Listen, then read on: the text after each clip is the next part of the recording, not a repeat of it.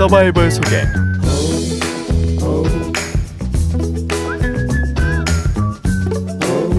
서바이벌 게임이란 규격화된 복장과 전투 장비를 갖추고 정해진 규칙과 질서 속에서 행하는 레저 스포츠를 말합니다.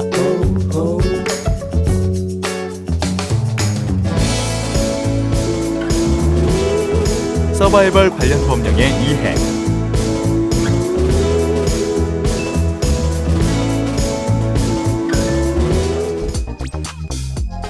건축법. 건축물의 대지, 구조, 설비 기준 및 용도 등을 정하여 건축물의 안전, 기능, 환경 및 미관을 향상시킴으로써 공공복리의 증진에 이바지하는 것을 목적으로 합니다. 건축물이란 토지에 정착하는 공작물 중 지붕과 기둥 또는 벽이 있는 것과 이에 딸린 시설물 지하나 고가의 공작물에 설치하는 사무소, 공연장, 점포, 차고, 창고, 그 밖의 대통령령으로 정하는 것을 말합니다. 건축물을 건축하거나 대수선하려는 자는 지방자치단체장의 허가를 받아야 하며 이를 위반 시에는 2년 이하의 징역 또는 1천만 원 이하의 벌금에 처합니다. 건축물의 소유자나 관리자는 건축물 대지 및 건축 설비를 규정에 적합하도록 정기점검 및 수시점검을 통하여 유지 관리하여야 하며 이는 허가권자에게 보고하여야 합니다. 이를 위반 시에는 200만 원 이하의 과태료가 부과됩니다. 점검은 사용 승인 기준 10년 이후 2년마다 1회 실시하는 정기점검과 지자체의 건축조례에 의한 수시점검이 있으며 건축사 사무소, 건축감리 전문회사 및 안전진단 전문기관이 점검을 완료하여 30일 이내에 지자체에 보고하여야 합니다. 시설물의 안전관리에 관한 특별법.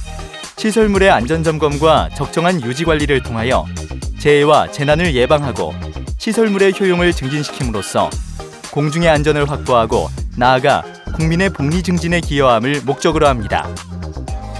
시설물이란 건설공사를 통하여 만들어진 구조물과 그 부대 시설을 말합니다.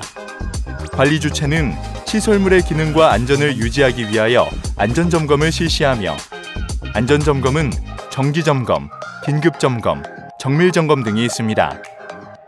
이를 위반 시에는 10년 이하의 징역 또는 1억 원 이하의 과태료를 부과합니다.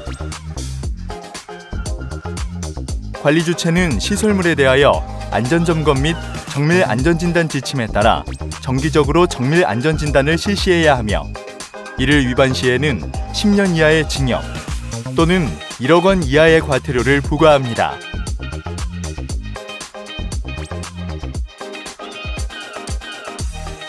산림문화, 휴양에 관한 법률.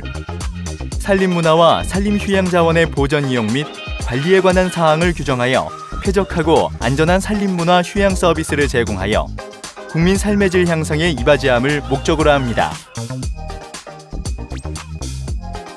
산림 레포츠 시설의 범위는 산림 안에서 이뤄지는 집 라인, 서바이벌 등 모험형, 체험형 활동에 이용되는 시설과 그 부대 시설을 말합니다.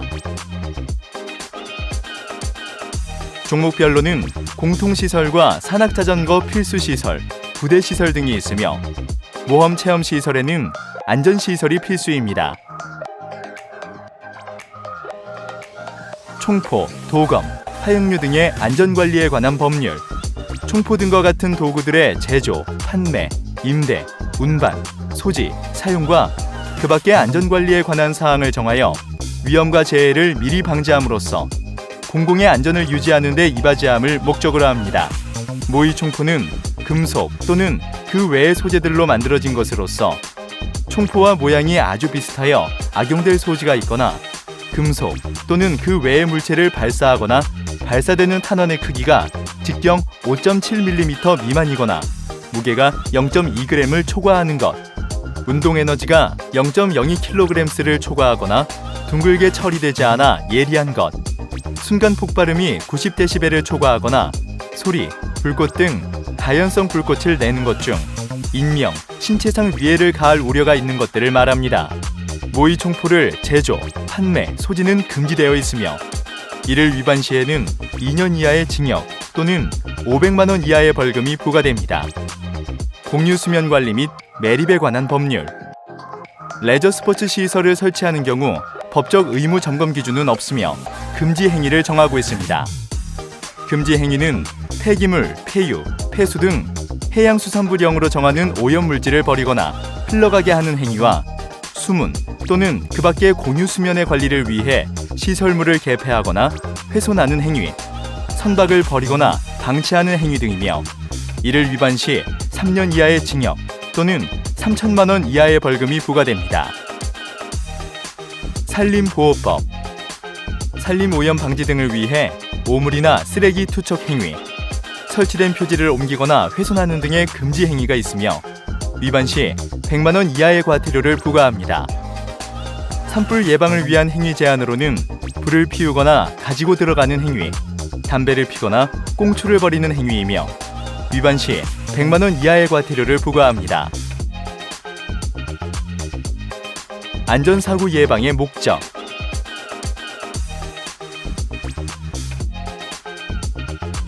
안전사고 예방 교육이 필요한 이유는 안전의식을 고취시키고 참가자의 재산과 인명피해를 최소화시킬 수 있기 때문입니다. 먼저 안전한 운영을 위해 서바이벌 관련 행정관리를 철저하게 하고 운영 및 안전 매뉴얼을 작성합니다.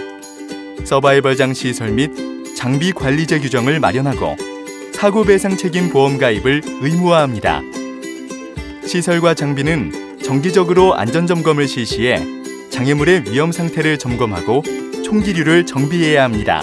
운영요원 교육을 통해 안전관리 행동 요령을 숙지하고 총기 구조와 특성을 이해해야 합니다. 체험장에는 자격과 전문성을 구비한 운영 책임자를 배치하고 교육장은 별도로 설치해서 관리합니다. 체험 가능한 연령 기준, 안전장비 미착용자, 음주자 등 이용자 제한 기준을 두어야 하고 안면보호대, 장갑, 활동성이 간편한 복장 등 적절한 복장과 장비를 착용했는지 확인합니다. 경기장과 안전지대는 안전그물막이나 안전벽을 설치하여 구분을 두어 안전을 확보합니다. 총기 사용법은 사전 교육을 통해 장비 조작법을 이해하고 구조적 위험성을 이해시킵니다. 체험 전에는 반드시 이용자 안전수칙 교육을 진행하고 경기보조 안전요원을 배치하여 진행요원 간 통신체제를 구축합니다. 시설과 장비 관리는 책임자를 두어 운영합니다.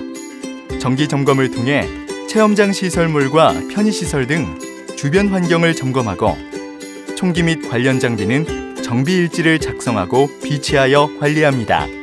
총기류는 보관함을 두어 관리하고 사고 위험 예상 지점에는 경고문이나 안내문을 설치해둡니다. 사고 사례 소개. 레저 스포츠 안전사고란 레저 스포츠를 하면서 일어나는 모든 사고를 말합니다. 서바이벌은 서바이벌장의 안전지역으로 이동하기 전 안면보호대를 벗거나 체험자들이 안전주의 사항을 준수하지 못해서 발생하는 사고가 많습니다. 첫 번째 사례로 총알에 눈을 맞아 상해를 입게 된 사고입니다.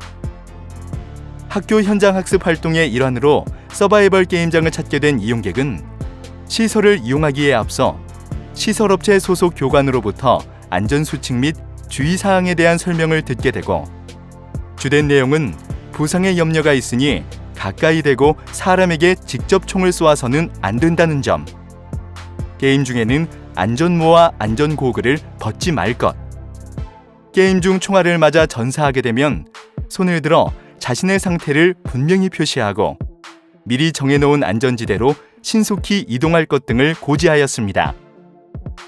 게임 참여 인원은 80명이었고 배치된 교관은 2명에 불과하였습니다. 게임이 시작되고 난 후 피해 이용객은 총알에 맞아 게임에서 전사하게 되었는데 손을 들어 자신의 상태를 분명히 표시하지 않고 안전모와 고글을 벗은 상태로 안전지대 쪽으로 이동하던 중 게임에 참여한 사람들이 이를 오인하여 총을 발사하였습니다. 발사된 총알은 이용객의 오른쪽 눈에 맞았고 이로 인해 우한 전방 출혈, 홍채 해리, 유리체 출혈, 외상성 백내장 등의 상해를 입게 되었습니다. 이 사례처럼 이용자에 대한 안전수칙 및 주의사항의 전달이 형식적으로 이루어지는 경우가 많습니다. 특히 미리 인쇄된 주의사항을 이용자들에게 배포하고 게임 시작 전 서명을 받아 일괄 회수하는 방식의 경우도 많은데 이용자들이 실제로 그 내용을 읽어보지 않는 것이 보통이어서 이와 같은 방식은 운영자가 충분한 자신의 의무를 다한 것으로 평가되지 않습니다. 주변 소음이 심한 경기장은 교육 전달이 용이하지 않고 학생들의 진술 및 여러 간접 증거에 따라 확인되었습니다. 시설 내 주의사항을 단순히 게시하는 정도나 이용자에게 서약을 받아두는 정도로 운영자의 안전교육 등의 사고 예방 의무가 완전히 이행되었다고 인정되지 않음을 주의해야 합니다. 넓은 게임장 내에 80명을 관리함에 있어 단 2명의 안전요원 배치는 미흡하다고 본 것입니다. 특히 이용객이 나이가 어린 학생들인지 성인인지 이용객의 특성에 따라 사업주는 적절한 안전요원 배치를 통해 사고를 예방해야 할 책임이 있다고 할 것입니다. 학교의 공식 활동의 경우 지도교사는 인솔하는 학생들을 보호 감독해야 할 책임이 있으며 상황에 따라 현장 학습 활동에서 사고 예방을 위해 주의를 요합니다. 두 번째 사례로 필드의 장애물에 의해 부상을 입게 된 사건입니다. 야산의 일부 구역 내 야외에 설치된 서바이벌 게임장에서 게임을 즐기던 A는 팀별로 나눈 게임에서 매복을 하기 위해 외진 지역으로 몰래 숨어 이동하고 있었습니다. 게임에 몰두한 나머지 주변의 인기척만을 유심히 관찰하면서 이동하다가 지형의 단차를 발견하지 못하고 발을 헛디뎌 그대로 밑으로 떨어져 버렸습니다. 사고 장소 주변에는 위험을 알리는 표지판이나 적절한 안전 펜스 등의 안전시설물은 전혀 설치되어 있지 않았고 주의사항 전달도 없었습니다. 게임장 시설물이 통상적으로 갖추어야 할 안전성을 유지관리해야 할 책임은 시설물 운영자에게 항시 부여된다는 점을 유의해야 합니다. 세 번째 사례로 특정 참가자의 이상 행동 및 참가자들끼리 싸움에 의한 부상 사고입니다. 참가자들은 단체로 내방한 고객이 아니라 개인별 또는 2-3명의 그룹으로 모집된 경우였고 팀을 나누어 전체가 함께 경기에 참가하게 되었습니다. 이 중 한 참가자는 지나친 행동으로 순진한 여성 참가자들을 희롱하는 일이 발생하였는데 급기야는 어느 여성 이용자가 기절하여 넘어져 머리를 땅에 부딪혀 두개부 골절 등 상해를 입게 되었습니다. 이에 화가 난 주변의 다른 이용자가 가해 행위의 당사자를 가격함으로써 싸움이 일어났고 이에 다수의 사람들이 폭행으로 인한 상해를 입었습니다. 시설 관리자들은 게임 참가자들에게 미리 교육을 통하여 주의를 주고 게임 진행 상황을 예의주시하며 게임 규칙을 중대하게 위반하는 당사자는 게임 참가에서 제한하는 등의 적절한 조치를 취하여야 합니다. 네 번째 사례로는 A군이 학교 행사 일환으로 서바이벌 게임에 참가하게 되었습니다. 시설 운영 업체는 참가 학생들에게 고글이 장착된 안전모 등의 안전장비를 지급하였고 게임에 관련된 안전사고 예방 및 주의사항을 전달 후 게임을 진행하였습니다. 그러나 A군이 지급받은 안전모에 결함이 있어 고글이 고정되지 못하였고 게임 중 상대방을 피하려 움츠리는 순간 장착된 고글이 열려 위로 올라갔고 오른쪽 눈을 직접 맞게 되어 심한 출혈과 함께 병원으로 이송되었으나 실명에 이르게 되었습니다. 이 사고로 청소년 수련원의 운영자와 학교 법인, 수련원의 소유자인 지방자치단체를 공동 피고로 손해배상 청구 소송을 제기하게 됩니다. 민사소송과 별도로 진행된 형사고소로 인해 시설 운영자 및 안전요원은 형법 제268조 업무상 과실치상죄로 유죄가 인정되어 처벌을 받게 되었습니다. 서바이벌 레포츠의 시설과 장비 현황에 대해 알아보겠습니다. 세 가지로 나뉩니다. 먼저 페인트볼 게임이 있습니다. 연질의 캡슐에 쌓인 물감탄으로 물체에 적중하면 캡슐이 깨지며 물감이 착색되어 적중 부위를 판단합니다. 두 번째로 에어소프트건 게임은 작은 플라스틱 탄환을 넣어 쏘는 게임으로 실제 총기와 거의 유사한 형태를 띱니다. 마지막으로 IR 태그건 게임은 LED 적외선 인식기를 사용한 게임으로 센서를 맞춰야 아웃되는 게임입니다.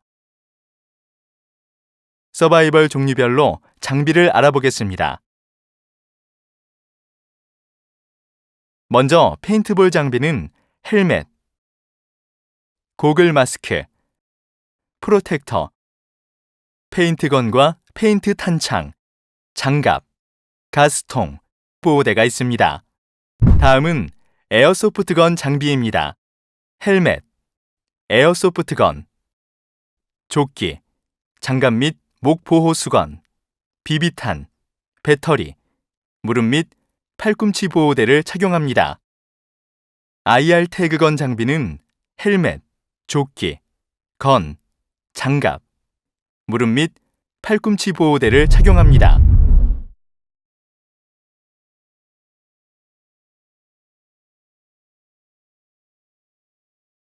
서바이벌의 특성상 서바이벌장은 산악 지형에 있는 경우가 많고 도시에서는 큰 건물의 실내에서 서바이벌장이 존재하는 경우도 있습니다.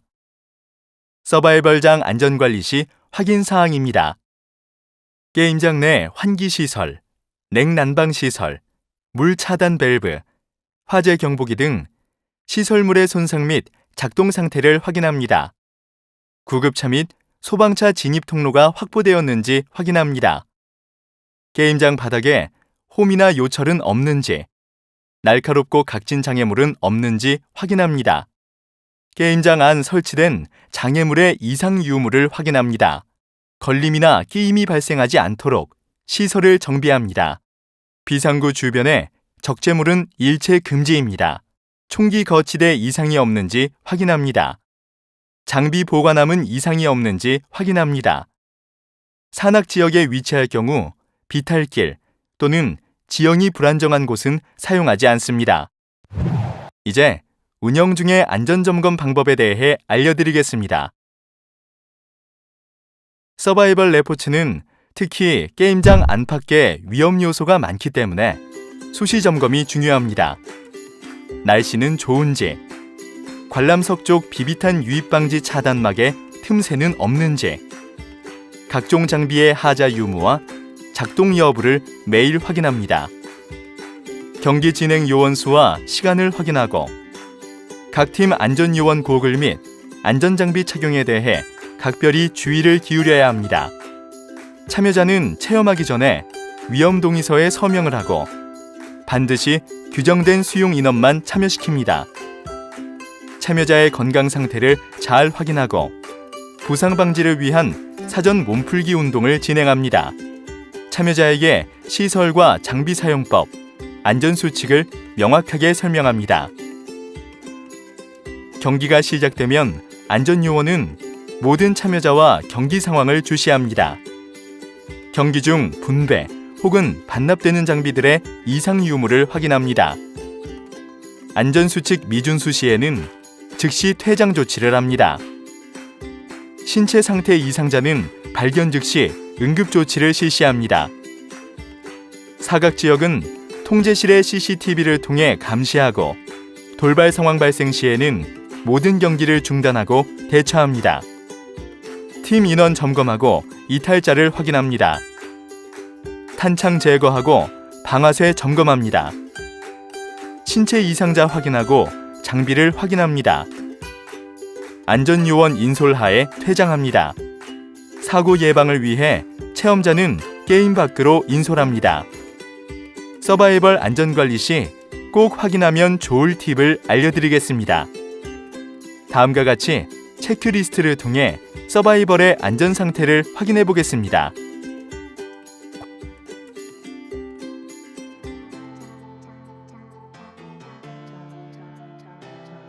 레저 스포츠 안전사고에 따른 법적 책임 및 분쟁 해결 방안. 민사 책임이란 민법상의 책임을 의미합니다. 민사 책임 유형에는 채무 불이행으로 인한 손해배상 책임과 불법 행위로 인한 손해배상 책임이 있습니다. 스포츠에서의 민사 책임은 대인 사고, 스포츠 시설 제공자, 스포츠 행사 주최자의 민사 책임 및 교육을 위한 강사 지도자의 민사 책임 등이 있습니다. 민사 책임의 유형에는 계약 위반에 따른 채무 불이행의 손해배상 책임과 불법 행위에 따른 손해배상 책임 등이 있습니다. 이에 계약 관계를 가지고 고의 또는 과실로 이용하도록 하지 않는 경우에는 손해배상 책임을 질 수 있습니다. 또한 이행 보조자의 고의의 과실과 종사자가 이용자에 대하여 저지른 고의나 과실은 사업자의 고의나 과실이 되어 책임을 질 수 있습니다. 불법 행위에 따른 손해배상 책임에는 고의 또는 과실로 인한 위법 행위로 타인에게 손해를 가한 자가 그 손해를 배상하는 책임을 지는 일반 불법 행위 책임과 타인을 사용하여 피용자가 그 사무 집행에 관하여 제3에게 가한 손해를 배상할 책임을 지는 등의 사용자의 배상 책임, 타인을 사용하여 피용자가 그 사무 집행에 관하여 제3자에게 가한 손해를 배상할 책임을 지는 등의 사용자의 배상 책임, 공작 설치 또는 보존의 하자로 인하여 손해를 가한 때에는 공작물 점유자가 손해를 배상하는 책임을 지는 공작물 점유자와 소유자의 책임이 있습니다. 민사책임 관련 판례로서는 사업자의 주의 의무 위반으로서 서바이벌 게임 중 다른 사람이 쏜 총알에 몸을 맞자 손을 들지 않고 안전모를 벗은 상태로 안전지대로 이동하던 중 서바이벌 총알에 오른쪽 눈을 맞아 부상을 입었습니다. 이에 안전요원 배치 등 예방 주의 의무가 있음에도 80명의 학생에 2명의 운영요원만 배치한 과실이 있고 이용자를 적절하게 처리하지 못한 것은 사업자의 주의 의무 위반이라는 판례가 있습니다. 이용자의 과실 책임으로서는 야간에 공원 내에서 인라인 스케이트를 타던 자와 보행자가 충돌하여 병원에 입원 후 보행자가 인라인 스케이터를 상대로 손해배상 청구 소송을 내었고 법원은 진행 방향의 시야를 확보해 보행자와의 충돌을 방지하고 혹시 충돌하더라도 보행자의 피해를 줄일 수 있도록 주의할 의미가 있다고 판단, 인라인 스케이터에게 80%의 과실을, 보행자에게는 많은 사람이 인라인 스케이트를 타므로 원고도 주의하여야 했다는 판단에 20%로 과실을 인정하는 판례가 있었습니다. 형사책임이란 상해, 중상해, 상해치사, 과실치상, 과실치사, 업무상 과실, 중과실, 치사상 등이며 형사책임을 위한 요건으로는 범죄 구성 요건에 해당되고 위법성과 행위자의 책임 등이 요건을 이룹니다. 스포츠 사고에 대한 형사처벌은 가능한 최소한도로 최후의 수단으로 작용해야 합니다. 형사책임의 내용에는 시설의 사업자가 필요한 원칙에 따라 객관적 주의 의무를 다하였다면 형사책임을 지는 일은 거의 없습니다. 관련 판례로 레저 산업 전무인 K씨가 안전장치를 제대로 갖추지 않은 채 와이어 등 공중 스포츠 시설을 운영하던 중 이용객 A씨가 지주대로 올라가는 2.5m 높이의 사다리에서 떨어져 골절상 등 전치 13주의 상해를 입힌 혐의로 기소되었습니다. 법원은 해당 공중 스포츠를 이용하려면 사다리를 이용해 지주대에 올라야 하는데 이용하는 탑승객들이 추락하지 않게 하거나 추락하더라도 다치지 않게 안전장치를 구비해야 하며 이를 설치하지 않아 안전사고를 초래한 업무상 과실로 인정, 업무상 과실치상죄를 인정했습니다. 모든 스포츠는 신체의 움직임을 기본으로 하여 안전사고 위험성이 상존하며 당사자의 주의력만 가지고 단순히 확보되는 것은 아닙니다. 스포츠 안전사고는 스포츠 시설 이용자뿐 아니라 비활동자에게도 영향을 미칩니다. 이것을 보험이나 공제를 통하여 스포츠 안전 사업에 따른 위험을 분산할 수 있습니다. 보험에는 손해보험과 인보험으로 구분합니다. 손해보험은 발생한 손해에 대하여 보험에서 이를 보상해주는 것이며, 인보험은 사람의 신체나 생명에 생겨난 사고에 대한 보상입니다. 스포츠 사고와 보험의 유형에는 상해보험, 대상책임보험, 용품보험 등으로 나뉩니다. 상해보험은 시설 내에서 발생한 급격하고도 우연한 사고로 이용자 신체에 상해를 입은 경우, 또는 이로 인해 일정 기간 안에 사망에 이르거나 후유장애 발생 시 보험증권에 기재된 보상 한도액을 한도로 보상하는 인보험입니다. 상해보험에는 사고일로부터 일정 기간 내에 사망 시 보험 금액을 전부 지급하는 상해사망보험과 사고일로부터 일정 기간 내에 신체 일부를 절단하거나 영구적으로 기능을 상실하였을 경우 후유장애 지급률표에 따라 보험 가입 금액의 일정 비율을 지급하는 상해후유장애보험, 의사의 필요를 받고 본인이 부담한 금액을 가입 한도 내에서 실비로 보상받는 상해의료실비보험이 있습니다. 상해보험의 특징은 급격성, 우연성, 외래성이 있습니다. 배상책임보험은 스포츠를 즐기는 자가 스포츠 시설 내에서 시설업자의 책임 사유로 신체 및 재물의 손해가 발생하고 시설업자에 대한 법률상의 배상 책임이 발생하는 경우 보험증권에 기재된 보상 한도액을 기준으로 보상하는 것을 말합니다. 배상책임보험의 종류에는 사람에게 생겨난 사고로 시설업자가 배상하는 개인배상과 물건에 생겨난 사고로 시설업자가 배상하는 대물배상이 있습니다. 이는 시설업을 운영하는 자가 반드시 가입하여야 하는 의무보험이며 배상 책임과 관련하여 보험자의 승인 없이 피해자와 합의한 금액은 보상하지 않는 것이 일반적입니다. 용품보험은 시설물에서 증권상에 기재된 스포츠 시설 이용자의 용품에 생긴 화재, 도난 및 우연한 사고로 자신의 용품에 손해가 생긴 것을 보상해주는 보험입니다. 주로 개개의 용품을 각각으로 하여 별개로 체결하는 것이 아닌 복수의 목적에 대하여 하나의 보험으로 체결하는 집합보험으로 운용하며 파손과 같은 손해뿐만 아니라 분실에 대한 보상도 이루어지며 이때 분실 신고를 공식적으로 하여야 합니다.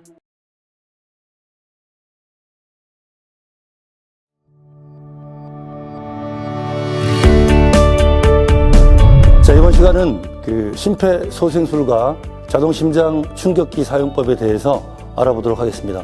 심폐소생술은 사실은 일반인들이 누구나 할 수 있는 겁니다. 누구나 할 수 있는 건데 전문가가 아닌 이상 가슴 압박만을 시행을 많이 합니다. 그런데 교육을 좀 받고 어느 정도 심폐소생술에 익숙해지신 분은 장비가 있다면 심폐소생술과 가슴 압박과 호흡을 같이 해주는 게 가장 좋은 방법이기도 합니다. 하지만 일반인들이 인공호흡을 한다는 게 망설여지는 경우들이 많이 있습니다. 그래서 망설이지 말고 심정지 환자를 발견했을 때 가슴 압박만이라도 시행을 하면 이 사람의 생명을 살릴 수가 있습니다.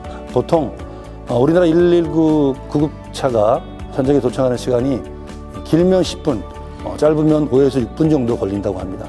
그러면 실질적으로 심폐소생술은 1분에 100회에서 120회 정도를 누르는데, 그래서 일반인들이 119 구급대가 올 때까지만이라도 가슴 압박을 시행해 준다면 이 소중한 생명을 살릴 수 있지 않을까 이렇게 생각이 됩니다. 실제로 한 5분 정도라고 한다면, 분당 120번이라고 한다면 5분 정도라면 600번 정도를 본인이 가슴 압박을 해야 됩니다. 그래서 일반인들한테 교육을 시킬 때 또 일반인들이 600번 정도는 최선을 다해서 눌러야지만 이 사람의 소중한 생명을 살릴 수 있다. 왜? 5분 뒤에는 119 구급대 응급구조사가 현장에 도착하기 때문에 인계를 한다면 소중한 생명을 살릴 수 있지 않을까 생각됩니다.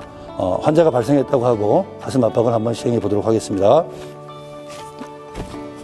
먼저 환자가 발생했을 때 첫 번째는 의식을 확인하는 겁니다. 이 사람이 의식이 없는지 있는지를 확인하기 위해서 쇄골을 강하게 두드리면서 의식을 확인합니다. 여보세요? 괜찮으세요? 여보세요? 괜찮으세요? 첫 번째 의식 확인. 두 번째는 우리를 도와줄 수 있는 사람이 누굽니까? 119에 신고합니다. 신고할 때에는 119 신고와 더불어 가장 중요한 자동 심장 충격기를 요청해야 되는데, 만약에 야외에서 없다면 가슴 압박만 해야 되겠지만, 만약에 우리 다중시설에 사람이 쓰러졌다고 한다면 요즘에 다중시설에는 자동 심장 충격기가 설치되어 있습니다.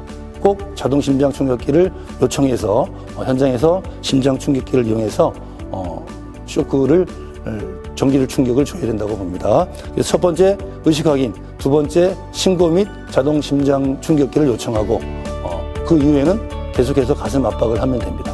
여보세요, 괜찮으세요? 의식 확인을 하고, 그 다음에 주황색 옷 입으신 분 119에 신고해 주시고, 앞에 계신 선생님 자동 심장 충격기를 가져다 주세요. 그 다음에 가슴 압박 누르기 전에 잠깐이라도 이 사람이 호흡을 하고 있는지를 다시 한번 확인하고, 그 다음에 가슴 압박 30분을 두도록 하겠습니다. 가슴을 누르는 위치는 가슴의 정중앙을 깍지를 끼고 쭉 뻗었을 때 만나는 부분, 이 부분이 손꿈치라고 얘기합니다. 그래서 손을 뒤로 충분히 젖혀서 손꿈치로 가슴 압박을 하게 됩니다. 한번 해보겠습니다. 이때 이 환자와 나와 사이는 바짝 붙으시면 됩니다. 지금 N이기 때문에 주먹 하나 정도 떨어져 있지만, 실질적으로 이 사람 팔이 간다고 가정하면 바짝 붙은 상태에서 내 무릎이 어깨넓이만큼 벌려서 내가 안정된 자세에서 가슴 압박을 하게 됩니다. 깍지를 끼시고 직하방으로 누르면 되겠습니다. 하나, 둘, 셋, 넷, 다섯, 여섯, 일곱, 여덟, 아홉, 열, 열하나, 열둘, 열셋, 열넷, 열다섯, 열여섯, 열일곱, 열여덟, 열아홉, 스물, 스물하나, 스물둘, 스물셋, 스물넷, 스물다, 스물여섯, 스물일곱, 스물여덟, 스물아홉, 서른. 여보세요? 괜찮으세요? 여보세요? 괜찮으세요? 선생님 119에 신고해 주시고, 주황색 옷 입으신 분 자동 심장 충격기 가져다 주세요.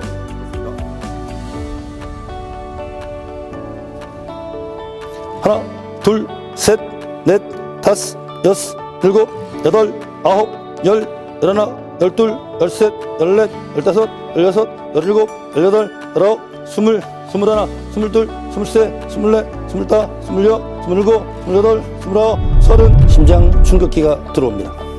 갖고 왔습니다. 이때 이분이 심장 충격기를 다룰 줄 안다면 직접 하셔도 되고, 할 줄 모르신다면 이분한테 가슴 압박을 눌러 달라고 도움을 요청합니다. 자, 옆에 잠깐 보십시오, 선생님. 자, 저랑 하나, 둘, 셋에 가슴 압박 좀 교대해 주십시오. 하나, 둘, 셋.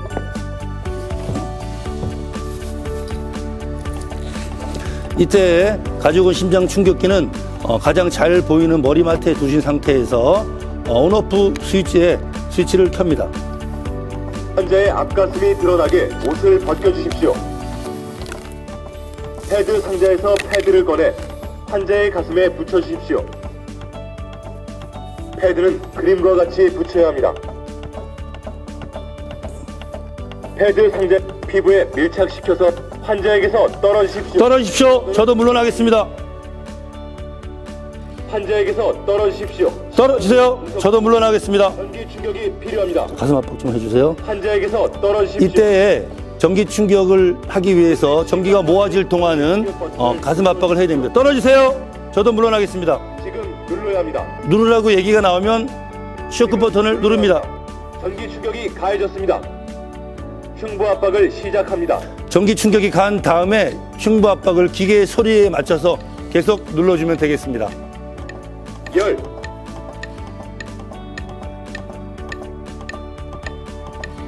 스물,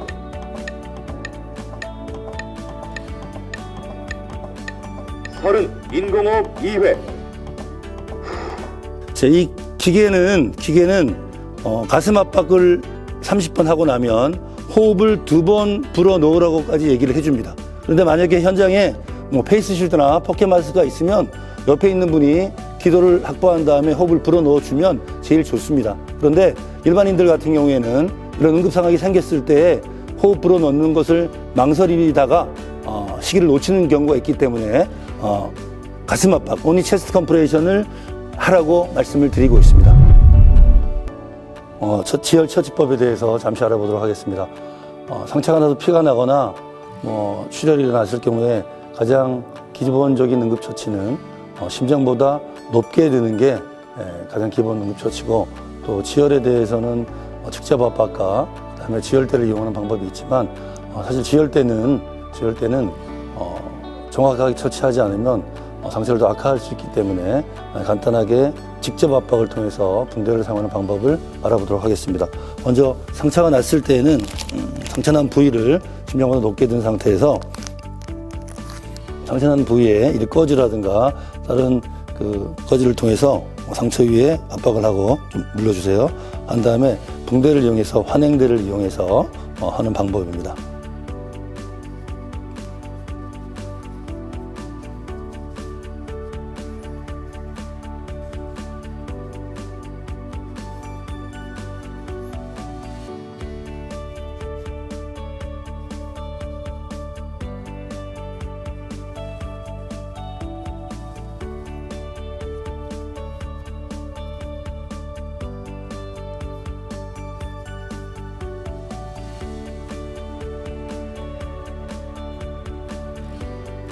이 매듭을 질 때에는 상처 위에 매듭을 짓는 게 아니라 상처가 있지 않은 반대편 쪽에 이렇게 매듭을 져서 상처가 눌리지 않도록 하는 것이 중요합니다.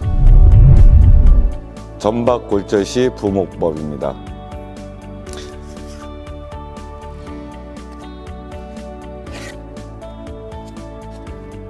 환자 여기 좀 대주세요.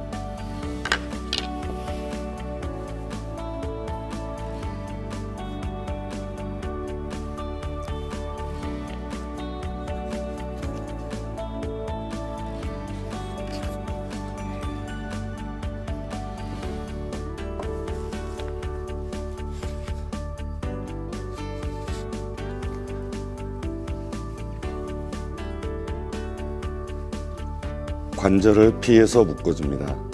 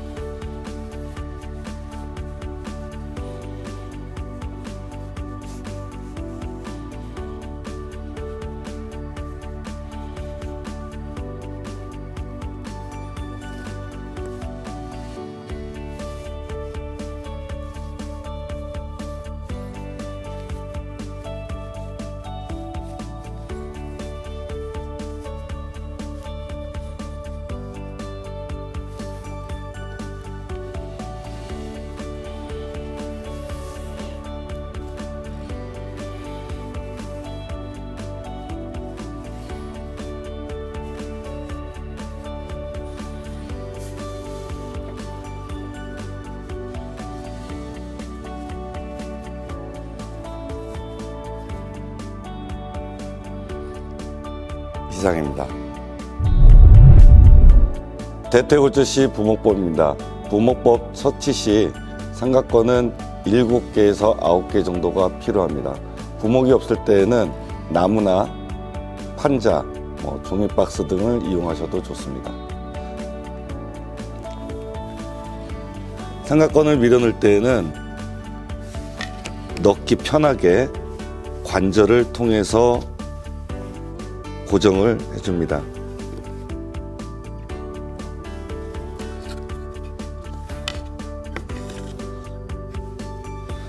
삼각권의 매듭은 관절을 피해서 묶어줘야 합니다.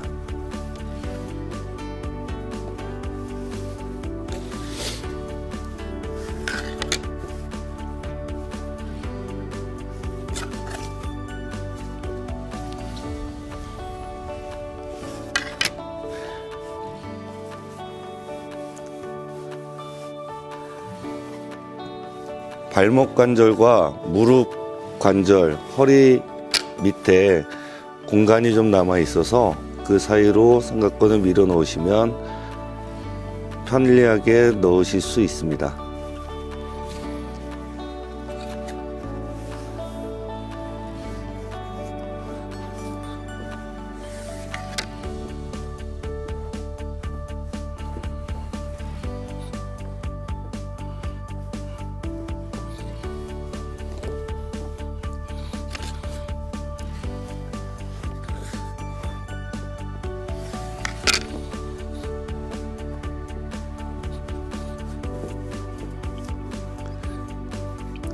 삼각권을 다 밀어 넣으면 부목을 준비합니다.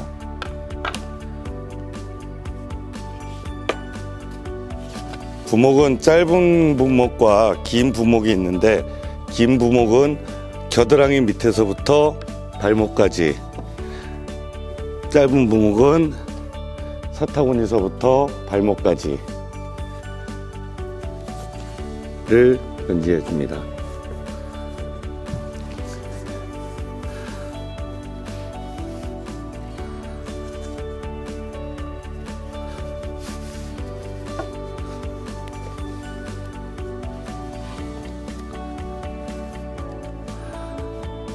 삼각권은 부목의 모서리 부분에서 묶어주면 더 단단하게 묶을 수 있습니다.